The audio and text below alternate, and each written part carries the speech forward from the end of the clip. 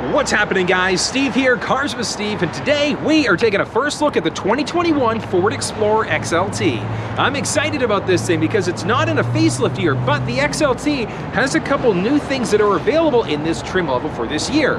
Now, before we dive right into it, I want to thank you guys as always for supporting the channel. If you enjoy the content, give it a like and consider subscribing with the bell notifications on. The reason why, somewhere in this video, there's a $10 Amazon gift card. And on top of that, once I get to 1,000 subscribers, one lucky sub is going to be getting a free set of WeatherTech floor liners. But guys, let's dive right into it and see what the 21 Ford Explorer has to offer.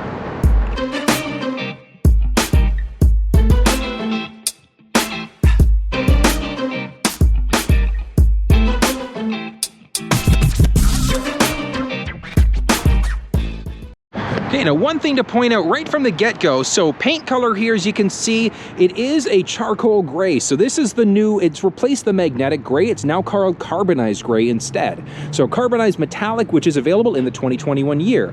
Now, when it comes down to engine choices, in the XLT, there is only one engine choice available for the XLT model. It's got a 2.3 liter EcoBoost, so a turboed engine. It's gonna push out 300 horsepower and 310 foot-pounds of torque. From a towing perspective, now factory towing is available as an option. If you ever think you might tow something, get the factory towing option. Because in the Explorer XLT, with the factory towing option, you're going to be able to pull up to 5,300 pounds in this thing, which is huge. And as you can see there, it is a Class 3 hitch that we've got inside of the XLT. From a technology perspective, as always, we do have our backup camera, and then also standard is going to be our reverse sensing system. On top of that, we also have our blind spot system. So our blind spot system lets us know if anybody's entered the blind spot on either side of the vehicle. On top of that, we also have our lane keeping system as always. So lane keeping system will work a couple different ways. So we do have quite a little bit of technology that's packed inside of these things. Now, take a peek at the key fob. So this is the key fob for the 2021, so very similar to the 2020, but we've got our unlock button, our lock, remote start, our trunk release, as well as our horn or our panic alarm. And then as always, we also do have the ability to have our emergency access key as well. In order to remote start the vehicle, all we're going to do is press the lock button once and the circle button twice. And then to cancel remote start, we're just going to press the circle button once. Now, in order to pop the trunk on this thing, a couple different ways we can do it. So as you can see, we've got this button that we can double click. And then if we look at the Explorer badging, so along the Explorer in the back, there is a little arrow that's pointing down, so we can press this button in order to be able to lift up that tailgate as well. So really, really straightforward, really, really useful. So it is a power liftgate available in the XLT. However, it's not a foot activated. We have to be in higher trim levels to get that foot activated liftgate. Let's have a bit of a peek inside. Folding the seats down in the XLT is a manual process. Now we are looking at the XLT. This is the 202 version of the vehicle. So we've got a pleather interior instead. So it's a Ford's ActiveX seating material. But in order to fold the seats down, we're just going to pull this lever up and it's just going to drop it down into place. Same idea, other side, crank it up in order to lock it down. So very, very straightforward. And then in order to bring the seats back up, all we're going to do is grab the lever in the back and we're just going to pull, and then we can take this in order to bring the headrest back up as well.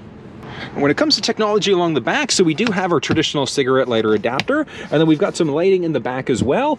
Now, from a storage perspective, so as you can see, we've got some removable trays in the back on both sides. Those can be taken out to be used as a little bit of extra storage space. But what we can do, throw them along the side, both sides, and we can lift up this back tray now. And as you can see, we've got even more storage space. Now, one other thing to point out is that this tray is also removable. So we pop this tray out and we'll lift it up. And as you can see, we've got our mini spare tire. We've got the jack underneath.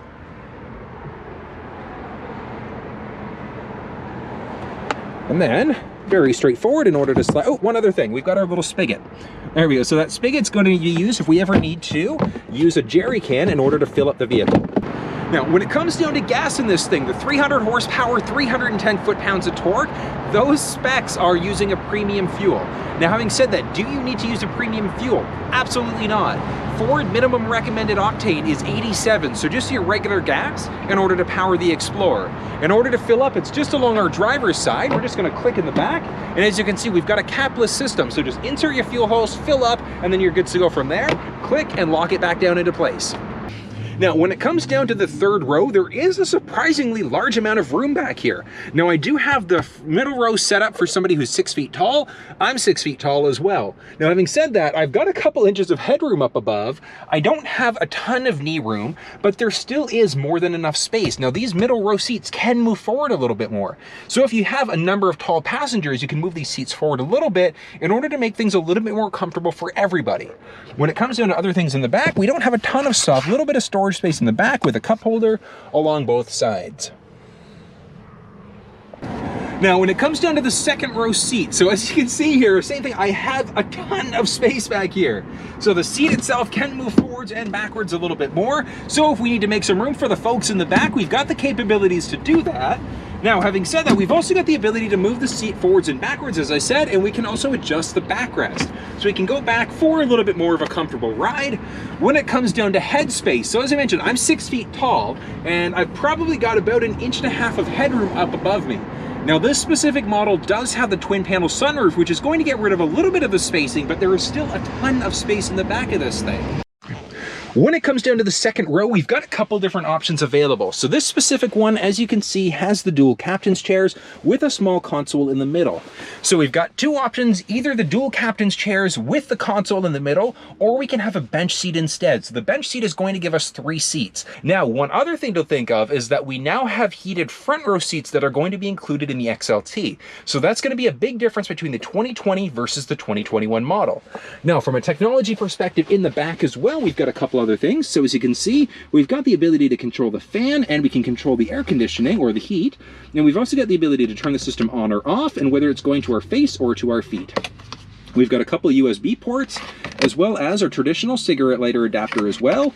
And then as always, we've got our pockets in the back of the driver and the passenger seats. Looking along our driver's side door, so we've got our unlock and our lock buttons, the ability to kill off power to the back windows, and then we can adjust our side view mirrors, and then we've got our window control buttons as well. So very, very simple, very, very straightforward along the side. And then just to the left of the steering wheel, so we've got a few things. So we've got the ability to open up the trunk. We can select between what's happening with our running lamps. So we can change between, what I'd recommend is ideally keeping it in the A setting, so the auto setting. That's going to let the vehicle determine if the daytime or the nighttime running lamps are going, and then we've got our off setting from there. And then these two buttons, those are going to be for the dimming switches. So the dimmer for the instrument cluster. So we can make the screen lighter or darker, I should say, based on your personal preference. Last one to point out right in the middle is we've got our fog lamps there. So we press that button to turn the fog lamps on or off. Adjusting the driver's seat in the XLT, very, very straightforward process. So it is going to be a power driver, and we've got an 8-way seat. So all we're going to do is use the front lever in order to move the seat forwards or backwards. We can go up or down with the seat as well. The next lever is going to control the backrest, so we can bring the backrest forwards or backwards. And then the last one is going to be our power lumbar support. So really, really comfortable feel there in order to give us a little bit more support for our lower back. In order to adjust the steering wheel in the XLT, it is a manual process, so just by our left knee, we've got a little lever. So we're just gonna crank that lever down, and it is a telescopic steering wheel. So we can go up and down, forwards, backwards. Once we've got that ideal wheel position, all we're gonna do is take that lever, lock it back up into place, and we're set to go. This is the Sync 3 system, so it is the same in the 2020 as it is in the 2021. So this is the screen we're going to be met with when the vehicle's first turned on. Now, one thing to note is that this specific Explorer XLT does not have the navigation built into the vehicle. If navigation was built in, it would show up between the phone and the app screen. So we don't have that built in, but having said that, this thing does support Android Auto and Apple CarPlay. So we've got the ability to use either the Waze app, Google Maps, or Apple Maps directly through the center console screen instead. Now, as we can see here, without the maps, we've got the ability to see what station or what song is currently playing. We've got a basic compass, and we've got the ability to look at our phone if it was currently connected. Now, in order to be able to add a phone, it's very, very straightforward. So one thing you're going to want to do is just hit Add Phone. Search for your vehicle on your device and select it once it is found. Okay. Then on your cell phone, you're going to want to make sure the Bluetooth is turned on. And once you see Ford Explorer or whatever vehicle you're connecting, we're just going to click. Confirm that the pin displayed on sync matches the pin displayed on your device. Okay, so as you can see, the numbers do match up there. So we're going to hit pair and say yes. For your safety, please stay alert to changing road conditions and use Sync's voice-activated features while your vehicle is in motion. So as you can see, connection was successful. Now on this cell phone, do we want to allow contacts and favorites to sync? Absolutely. The reason why we're connecting our phone is because we want our contacts to sync. So we're going to hit allow, and the phone is now connected to the vehicle. And now we've got a couple other options. Automatic contact download. What that's going to do is that's automatically going to download contacts from our cell phone onto the system whenever the vehicle recognizes there's a new contact that's been added. 911 assist, I always recommend keeping that one turned on. And the reason why is because if you're in an accident in the vehicle with 911 assist turned on and your phone connected, you're in an accident, it's automatically going to dial 911 for you. So absolutely make sure that setting's on, and we're just going to hit finish to continue setting up. Now, as you can see, we've got my recent calls, my contacts, my phone, and a number of other settings there as well. Now, if we jump back to, let's go to our home screen for a second. So as you can see, my phone is now connected and it shows all of the necessary information there. Jump back into phone for a second. My contacts have now completed, so they've downloaded to the phone, to the vehicle. We can look at my text messages. We can go get Siri going, things like that. Now, one thing to point out is that with Sync 3, Apple CarPlay, you do have to physically be connected to the vehicle in order for it to work, whereas with Android Auto, you don't need to be physically connected. So Android Auto can work wirelessly over Bluetooth. Now, in order to be able to remove the phone from the vehicle, all we're going to do is go to Settings, hit Phone, and we can look at our devices, manage contacts, etc. All we're going to do is hit View Devices. We can either add another device in, or we can view the existing device, and we can either disconnect, or we can completely remove it. Remove, and yes, and as you can see, the phone is now completely disconnected from the vehicle. Now, looking at the basic audio settings, a couple of things to point out. We've got our sources, so that's our AM, FM, Sirius XM, Bluetooth, etc. Now, from there, we can also direct tune. So we can direct tune if we want to by entering in. So we've got 94.9, and it's going to tune to the station for us. If we want to save a preset, all we're going to do is press and hold for a second, and it's remembered it, locked it into place. So we've got a couple different pages of presets. We're going to go to our phone in order to add phones, view connected devices, our app screen. So there are certain apps that will work in the middle screen. So things like LiveX Live, Spotify, etc. will work in the middle console. When you're connected via USB for Apple CarPlay or going through Android Auto, things like the Waze app, Google Maps, Apple Maps, etc. can all work in this middle screen as well. Moving into our settings along the bottom, we've got some basic sound settings. So we've got our treble, mid-range, bass, etc. We've got our basic clock settings as well, so we can go between our AM, PM, or if you prefer that military time instead, we can either increase or decrease an hour or increase or decrease a minute. And we can also reset the clock to our current GPS time. From there, we've got Bluetooth, so we can turn the Bluetooth off completely on the vehicle, or we can add in additional. Search for the vehicle on your device and select it once it is found. There we go. Or we can still add in different Bluetooth devices to the vehicle as well. Phone, we would go into that same place in order to add a phone into the vehicle. Radio, so we've got the radio text. The radio text is this information that's going to show up for a radio station. We can turn that on or off, and then we've got a number of preset pages. So default is 2. We can go up to 6 pages maximum. So it's going to take a second for that to update. And there we go. So as you can see, we've now got 6 individual settings, so up to 30 presets available. And that can be a mix, as you can see, of Sirius XM, FM, AM, etc. And from there, we've got our basic driver assistance settings. So driver assistance settings is going to give us a number of options. So we've got our basic lane keeping system. So the lane keeping system works a couple different ways. So 3 different ways. First way is it's going to be an alert. So it'll give you a little bit of a steering wheel shake if you start to veer over into a lane without signaling.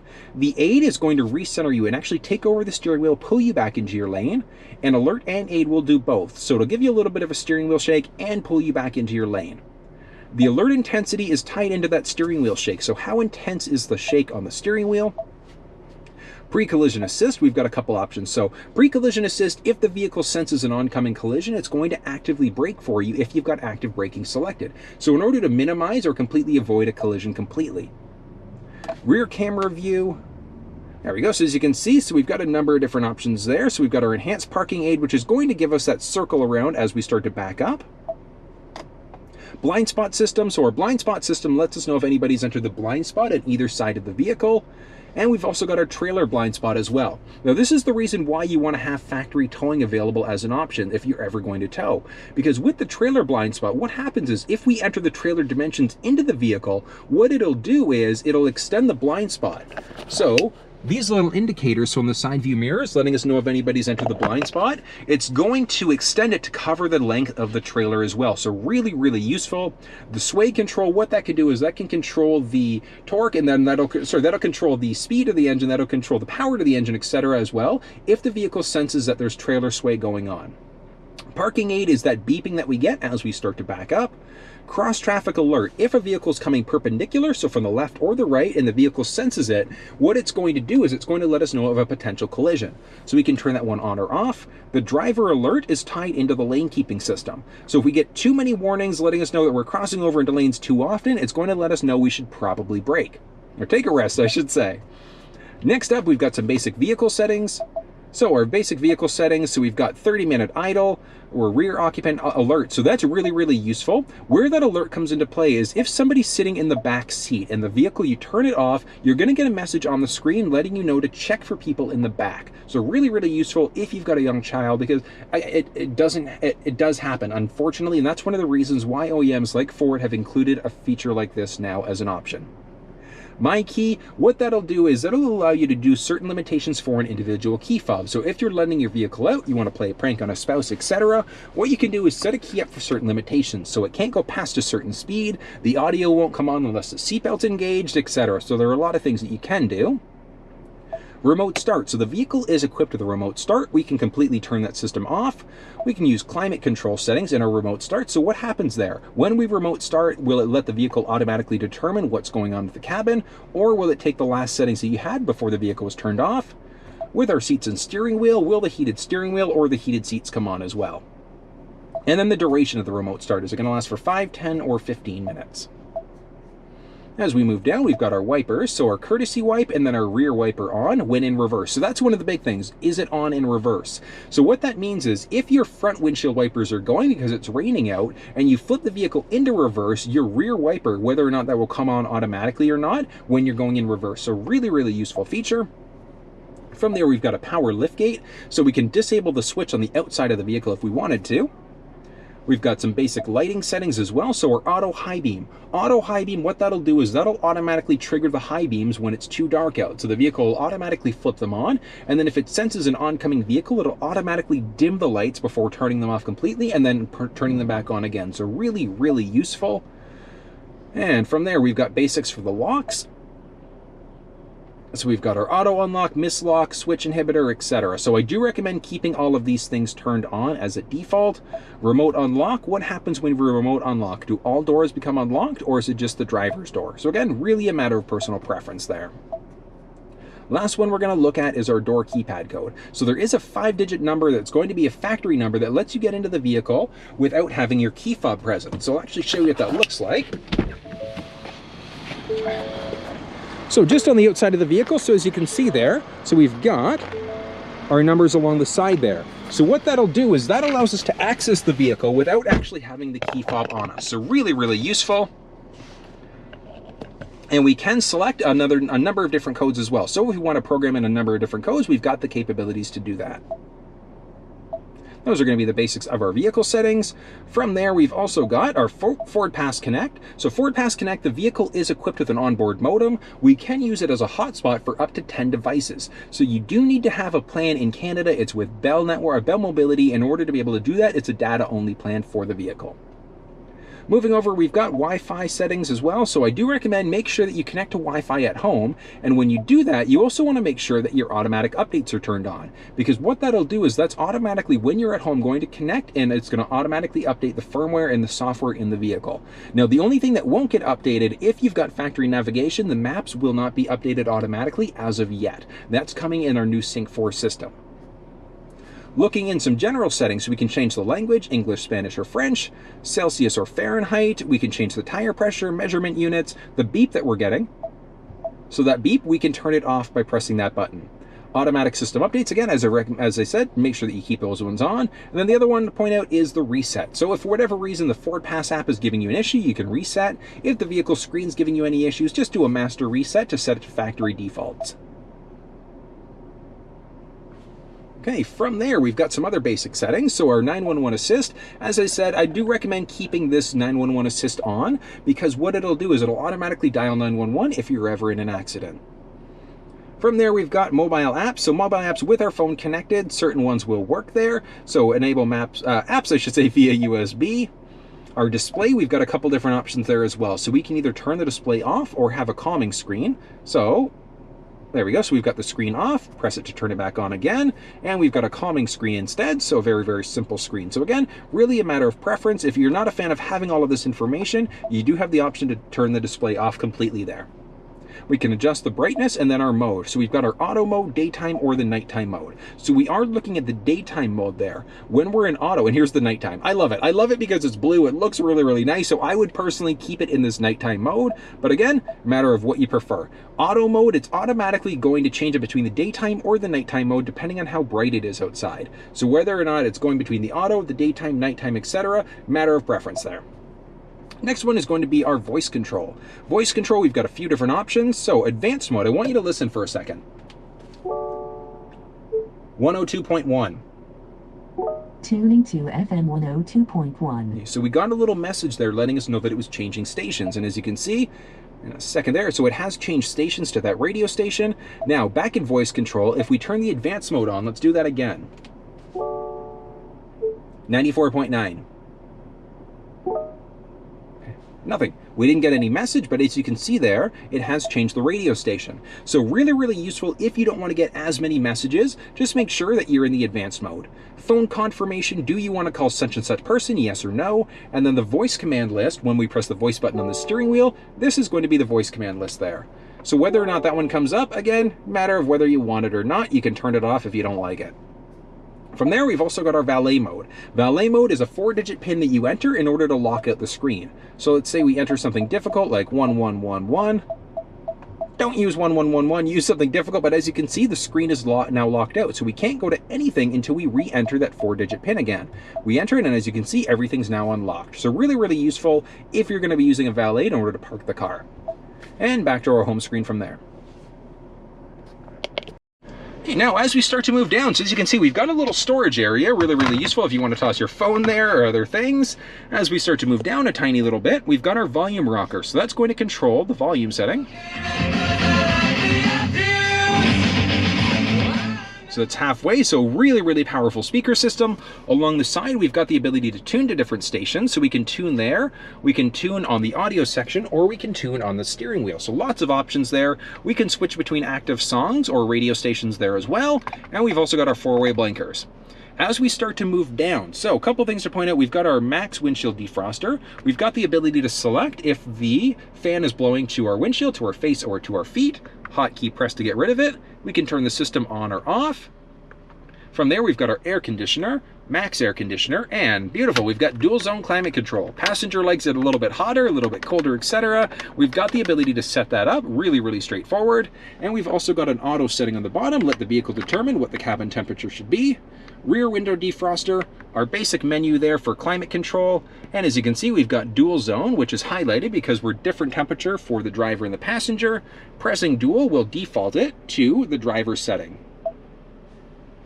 And from there, we've got our air circulation button. With it on, it'll circulate cabin air. With it off, it's going to pull air from outside in. And from there, we've also got our rear climate control. So if the people in the back are fighting over it, we can lock them out completely. We can turn the system on or off and increase or decrease the fan speed and can control the temperature as well. And close that down. Now, a couple things to point out. We do have a heated steering wheel and heated seats. Now that's something that's different for the 2020 year, because in the package, in the previous year, in 2020, what happened is if you wanted heated seats, you'd have to go for the cold weather package, but that gave you heated front seats, a heated steering wheel, and heated second row seats. Now in the XLT trim level, second row heated seats are not available whatsoever. You're strictly going to have heated front row seats in the 2020 model. If you are in the 2021 model, if you wanted heated rear seats, you'd have to go into the limited or the above or higher trim level in order to get second row heated seats. Now as we start to move down a little bit, so we've got a little cubby in the back here. So what we're going to do is pop that open. And as you can see, we've got a cigarette lighter adapter and a few USB ports, so our regular USB and our USB-C. As we start to move down, so a couple other things to point out. We've got another cell phone holder there, and we've also got another place to put it. So really, really useful there. I love the fact that Ford's thought about that. We've got a few cup holders. And we've got our selector switch in order to determine which gear we're in. So we've got our park, reverse, neutral, drive, and then our M, so our manual mode. So we'd want to be in the manual mode to get better control over the paddle shifter, so our plus and minus buttons there. As we start to move down, we've got our parking brake, so electronic parking brake, our auto hold setting. With the auto hold setting on, what that'll do is, if we're stopped for a prolonged period of time, or if we're stopped to come to a complete stop, the auto hold setting will, if we take our foot off the brake, hold us into place. Our auto start stop, what that'll do is that'll potentially kill power to the engine if we're stopped for a prolonged period of time. So both systems, the auto hold and the auto start stop, can be used in tandem. From there, we've got our traction control on or off, and we've also got our hill descent control. So the hill descent, if we're going downhill on a grade, what we'd do is we'd flip that on and it would hold us at a certain kilometer per hour, and we only have to worry about working the steering wheel instead of the gas and the brake as well. From there, we've also got some drive modes. So selecting the switch there, as you can see, it's going to jump us between a few different modes. We've got our normal, eco, sport, and our tow haul. Moving the other way, we've got our slippery, trail, or our deep snow and sand modes as well. So lots of different options there, really depending on what you're going to be doing with the vehicle. You will get a really, really nice feel though if you go into that sport mode and you're in the manual mode as well. So really, really nice. Next up, let's take a peek at the steering wheel. So a couple things to point out along our left-hand side to start with. So we've got our cruise control system. So we've got the ability to use our regular cruise control. Now, the XLT does have the ability for adaptive cruise control instead. So the adaptive cruise is a set it and forget it cruise control. So let's say you set the speed at 120 kilometers on the highway, car in front of you slows down, yours will automatically brake. Now, having said that, this specific one does not have the adaptive cruise control system. It's just your standard cruise. Set your cruise, increase or decrease 1 kilometer 1 mile per hour at a time, cancel or resume from there.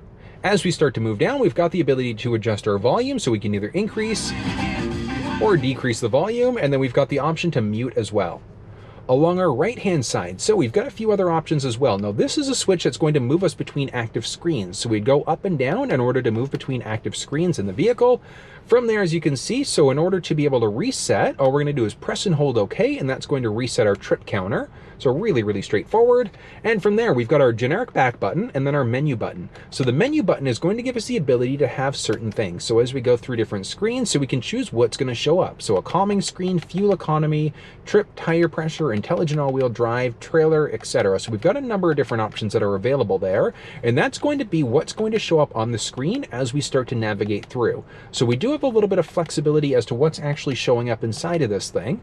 And then pressing the menu button again, we've got the ability to select our audio. So if it's AM, FM, Sirius, XM, and moving down from there, if our phone was connected, our phone settings would show up from there. And moving back, we've got some generic settings as well. So oil life setting, and we can do our oil life reset as well after we've done an oil change. Moving down a little bit, we've got our basic display set up. So we've got the ability, as you can see, we've got our kilometers per hour. We can also select it so that it's miles per hour instead.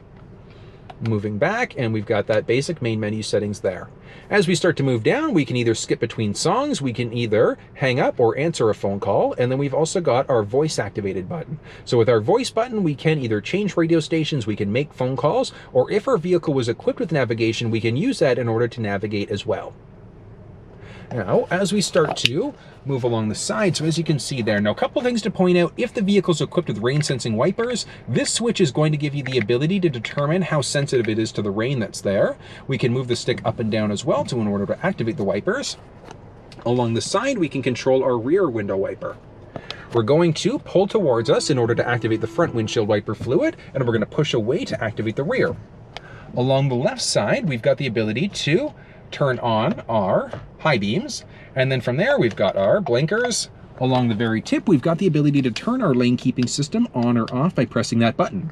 Now we know that the lane keeping system's turned on because, as you can see there, we've now got these bowling lanes there. So the bowling lanes, when it's turned on, the system itself activates at 62 kilometers an hour. So the system itself will actually turn on and it'll start to be activated. So when the activation happens, what that means is, with the system actually activated, if you start to veer over into a lane, we're either going to get that steering wheel shake, or it'll pull us back over and it'll recenter us back into our lane.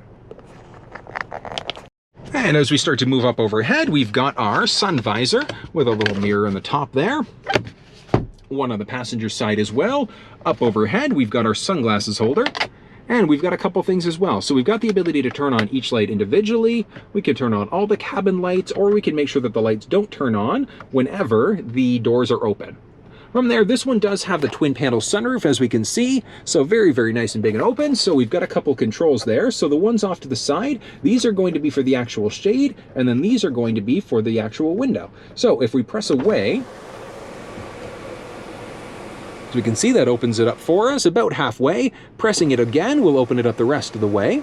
And then we've got a couple different options when it comes down to the vent as well. So what we can do is we can press this button once in order to have it, so it just opens up a little bit to vent the car out, or we can press away in order to be able to open up the whole windshield there, or the whole windshield, the whole twin panel sunroof. There we go. All right, next up, let's take this thing for a spin and see how it handles on the road. Now, there aren't many differences, as I mentioned, between the 20 versus the 2021 model. From a technology perspective, nothing different. Horsepower, tech perspective, everything is the same there. So I don't anticipate it handling differently, but you never know until you get behind the wheel of these things. So let's do it.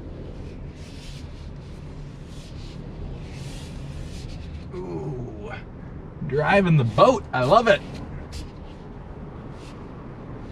Now, I say driving the boat because I'm used to driving a sedan. So going from a sedan into something like this, a little bit different. Oh, that auto hold setting. So the auto hold setting is on there. That throws me off literally every time. Whew. Oh, that's got some kick. Oh yeah, there we go, there we go. All right, so it is in the sport mode right now, and this is I'm gonna have to take this thing on the highway because I've got a feeling it's going to be a lot of fun on the highway. Oh!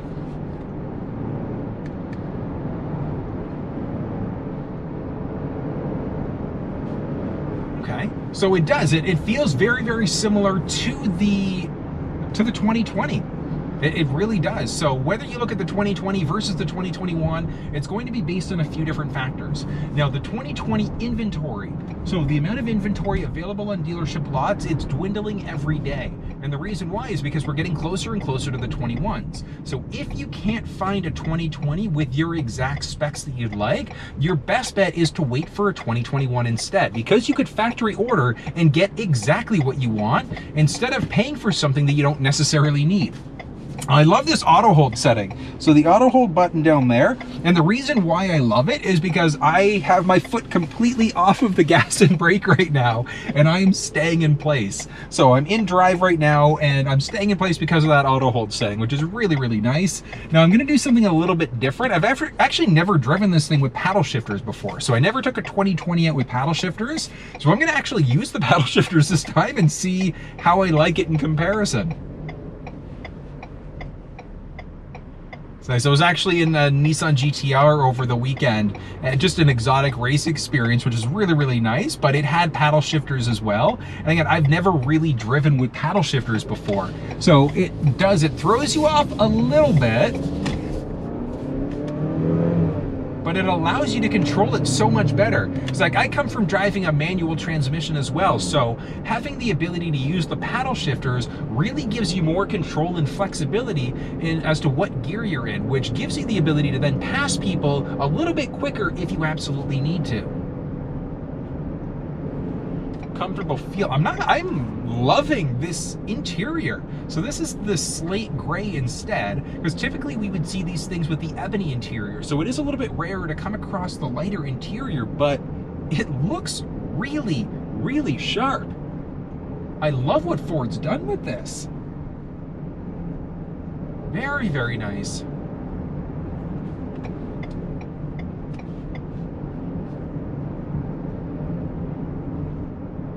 So my lane keeping system is currently turned on right now. It's not activated because I'm not going fast enough yet, but we know it's activated when our little lanes start to highlight green. So I'll be able to get up to speed for that to happen in just a minute.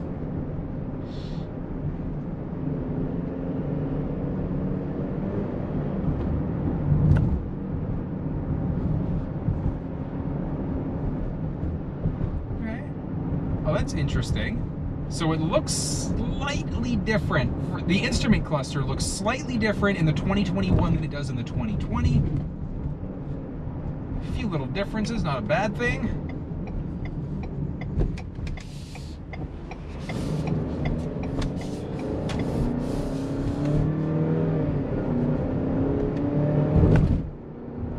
There we go. So lane keeping system should be active right now. Veering over into a lane, and it's recentered me and it's pulled me back into my lane. Oh, that's really, really nice.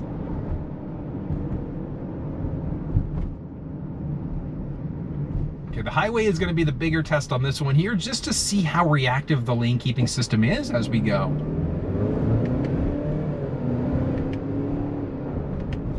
Whew. I love the power difference that you get in the manual when you're in that manual mode with using the paddle shifters. Really, really nice.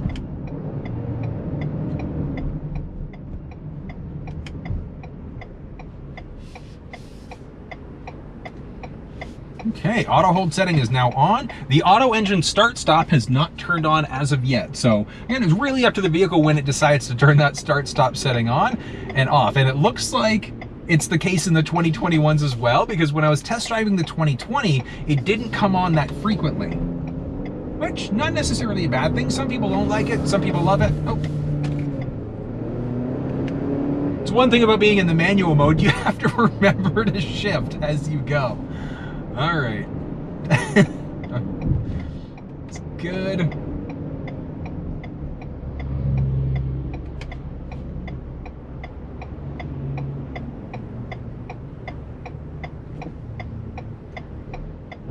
All right, so I'm gonna kind of hang back a little bit. Let me speed up a little bit as I go.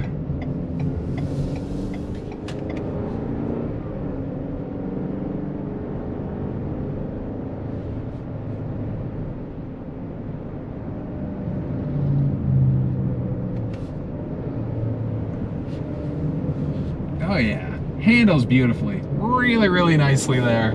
I'm in the sport mode right now. Sport mode with the manual mode going as well. So this is going to be fun as I open it up on the highway here.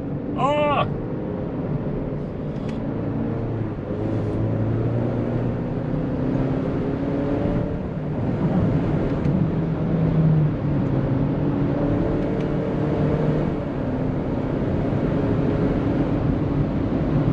All right, this thing's got the power.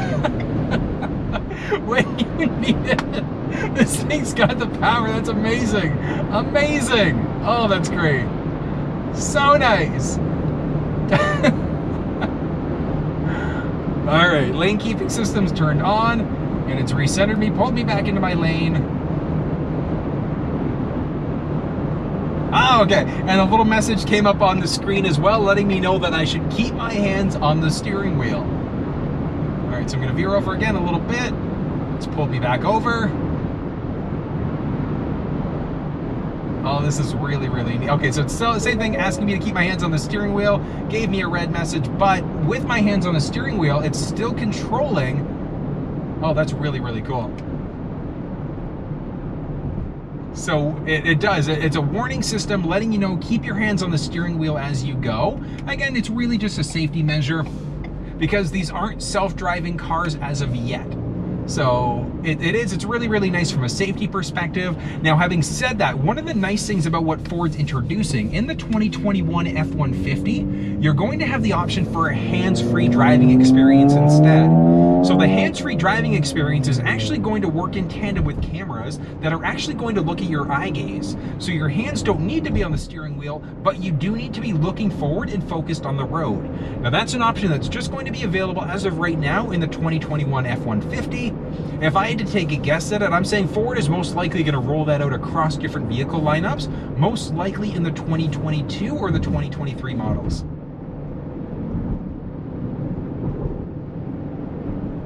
Nice. I'm not gonna lie, I kind of love the manual mode. It gives you obviously more control over what gear you're in, but if you need to drop it down a couple gears to really go, you've got the capability to do that. And now, that's one of the things I had to do when I was getting on the highway there in order to be able to get in okay. Speeding up, drop down a couple gears, went, and then I was able to get in and merge into the lane. So I love it. I I love the fact that you can switch between the different gears there. The manual mode isn't necessarily for everybody, but if you're feeling a little bit sporty, using the paddle shifters is a really, really nice touch.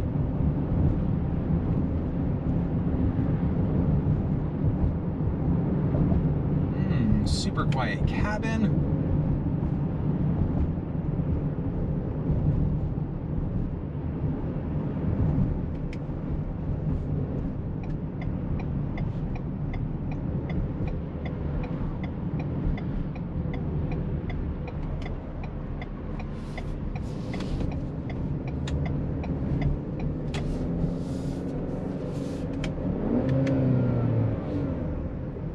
This guy's gonna try to go. No? Good. Perfect.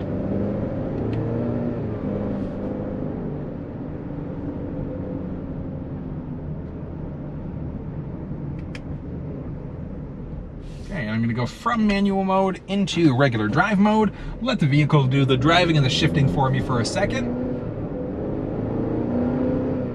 Okay, so this thing is shifting at around, it was about 3,700 RPM roughly that it ended up shifting gears. So after I go around this bend, I'm going to give it a little bit of gas and see what the actual shift point is. Okay, in 3, 2,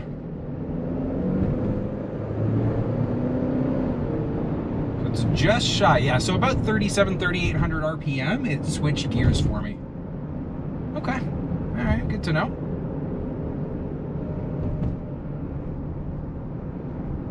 It's comfortable. And again, like, I am very, very surprised. Like, the 2.3 liter engine, it is really, really powerful. And that's something that throws a lot of people off. They think that it's not a 3.5 liter, it's a turboed engine, this, that, and the other. Like, these things are great vehicles if you A, care for them properly, but B, like, technology for turboed engines has come a very, very, very long way. Like, if you were to ask me 10, 15 years ago, do I recommend a turboed engine? Yeah, I'd kind of be a little bit, teetering a little bit. But with the technology and these things changing the way that it has, I would absolutely recommend a turboed engine. It's going to give you better horsepower and torque. It's going to give you better gas mileage as well. So it's one of those things, it's a no-brainer. Like, why wouldn't you want to do it?